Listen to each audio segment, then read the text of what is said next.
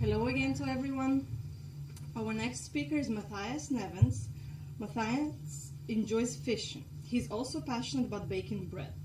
Matthias plays guitar in a country band based in Burlington. Thanks. Thanks, everybody. Happy to be here. Happy to talk with you all and learn from everyone too. So today I'm going to talk about adaptive forest management across diverse forest ownerships in Southeastern Vermont. So we'll get into it. Just a little overview of kind of where I'm planning on going today. Introduction to the topic and the research area, my objectives for the study, questions, kind of orient you all to the study area, talk about my proposed methods and data analysis. And this is my thesis proposal presentation. So just to kind of set the scene and kind of frame the talk for today, really happy that we're going to be hearing a lot about forests. I think that's kind of a theme that's running through a lot of the presenters today, which is exciting. So I'm sure there's going to be a lot of overlap throughout, but forests surround us, obviously, and here in the Northeast, they're such a important part of the landscape, really a critical piece. All the benefits, goods and services that are derived from the forests are so valuable, and really what I'm going to be talking about and what I'm interested in is how do we sustain those resources over time. How do we maintain the function of forest resources? And the story or the environmental history of our region is one of resilience. Our forests are extremely resilient. They've faced adverse challenges and have come back. So it's not a question of whether or not we will have forests in the future, but what will the function of those forests be? And how can we as managers help to guide that? So we heard a good bit about some of the challenges that are facing our forests today, and we're all very familiar with those. So I just want to touch on those just briefly. I think Stephanie did a great job of talking about the projected changes in temperature for this area. This is just a little figure from a forthcoming report from the Northeast Institute of Applied Climate Science. This is the New England and Northeast New York Forest Ecosystem Vulnerability Assessment. And this is looking at departure from a baseline, so how warm it's projected to get based on seasons. It's a little grainy, sorry for that, but it's just projected to get warmer in our region, obviously, and we know that. This is another report in an area that I'm focusing on in southeastern Vermont, looking at habitat suitability shifts for common species. Just looking at how the habitat range for a lot of common species is looking to potentially shift over time. And so these are just these drivers of global environmental change are all interacting in the landscape, and they're interconnected.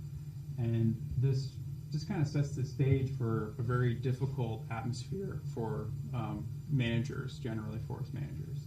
So this is the context in which folks are going to be managing in a time of kind of increasing uncertainty around the impacts of all these drivers of environmental change. So with that kind of context in mind, I'll move back to the mic here. Stay pinned.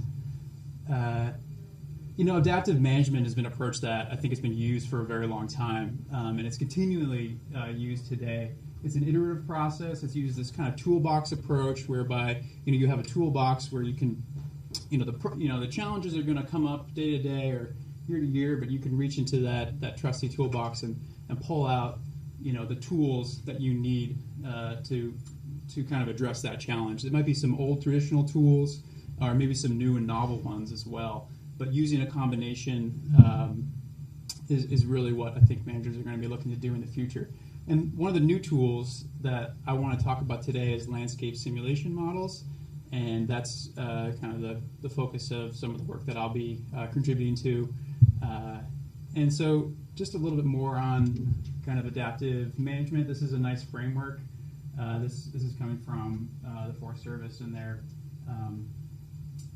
climate change tools and approaches for land managers, the second edition. And like I said, it's an iterative process. It's a cyclical process whereby you define your project, you assess the vulnerabilities in that system, you evaluate some management decisions, you kind of put those decisions into actions, you act on those, and then you monitor the response, and that process kind of continues on. And so the landscape simulation models kind of fit into this piece here, where you're hoping to kind of identify appropriate management decisions, and that can be a tool that you can use to help guide those. Another framework that I wanted to just point out is modified here from a great researcher, Constance Millar, and her a framework for adaptive approaches. So these are approaches that you could take on the landscape to try to, there's mitigation and also adaptation approaches to climate change. One, where you can resist the change, try to maintain the current condition.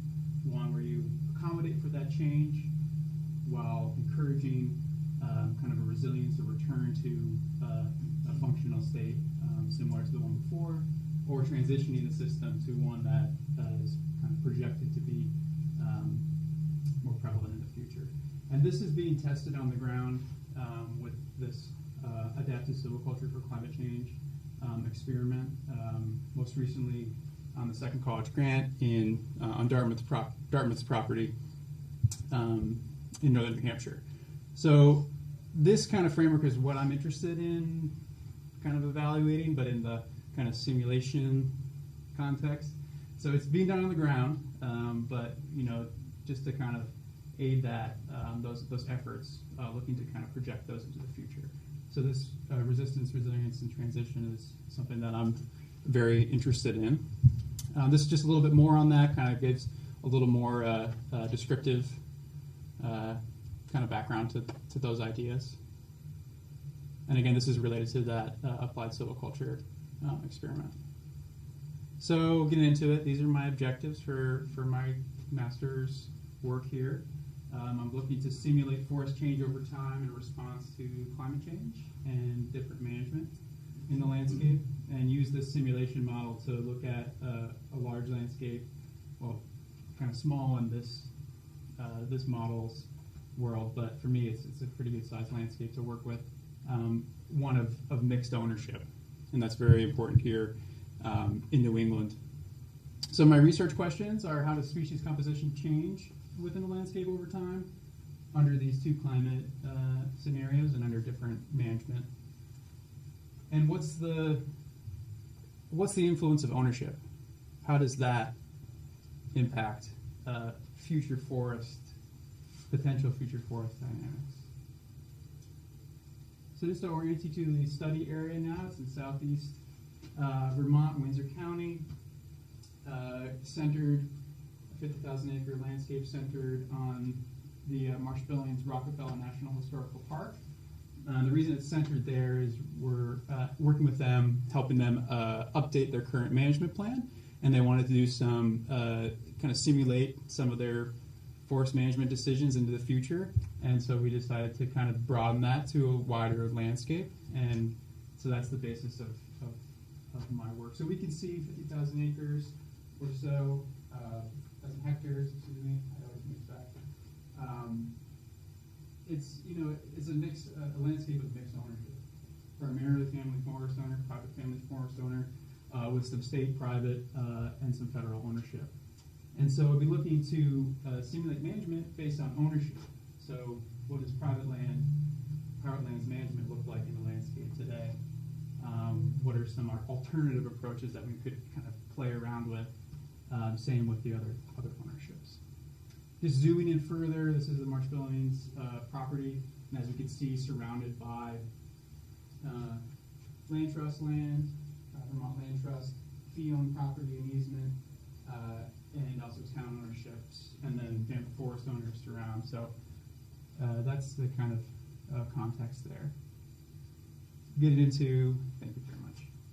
Just getting into the model, I'd just like to explain a little bit about what this Landis model really is. So it's a spatially explicit landscape simulation model, and it's simulating forest succession dynamics, seed dispersal, regeneration, and also responses to different disturbances, which you can kind of define. And, the disturbance that I'm really interested in is harvesting and how that impacts the composition over time. And so you can kind of design those harvests across the landscape and have them play out. But wind and fire are also there as well. Not as much fire. We'll do more wind and insect, and fire isn't really in this region a predominant disturbance. So 100-year simulation, 30 by 30 meter cell resolution. So the way that kind of it works is you can imagine this is the landscape, and it's broken up into these kind of grid cells. You can populate that grid with information about your forest, the forest that you're interested in working in. So this is coming from inventory data, also coming from aerial imagery and other means. So you can define the different types of forest communities that predominate. So here in this little example, all the ones are, basswood, sugar maple, hemlock of different age groups, and so on.